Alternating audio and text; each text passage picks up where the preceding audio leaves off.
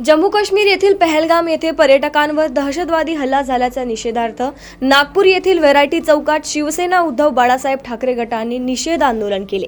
केंद्र शासन देशाची सुरक्षा करण्यात अपयशी ठरत असल्याचा आरोप शिवसेना ठाकरे पक्षाच्या पदाधिकाऱ्यांनी केलाय। यावेळी आंदोलकांनी बांगड्या दाखवत नरेंद्र मोदी व अमित शाह यांचा तीव्र निषेध नोंदवण्यात आलाय।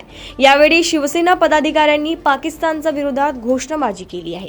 दहशतवादी हल्ला झालेला आहे पहलगाममध्ये, त्याचा विरोध करण्यासाठी, आतंकी हमल्याचा विरोध करण्यासाठी आणि तिकडे जे आपले भारतीय पर्यटक मृत्यूच्या ग्रास झाले त्यांना संवेदना व्यक्त करण्यासाठी आम्ही उभे आहोत। परंतु प्रश्नचिन्ह हा आहे, कारण की भारत माताच्या हृदयावर आघात झालेला आहे आणि हा आघात हा निष्काळजीपणामुळे आणि फेलवर ऑफ प्रधानमंत्री आणि गृहमंत्री अमित शाह यांच्या फेलवर आहे। हा प्रदर्शन करण्यासाठी आम्ही इकडे उभा। 370 नंतर अमन चैन कायम आहे, आतंक निर्मुक्त जम्मू काश्मीर बनवू असे वादे केले होते प्रधानमंत्रीनं, पण त्याच्या काय झाला?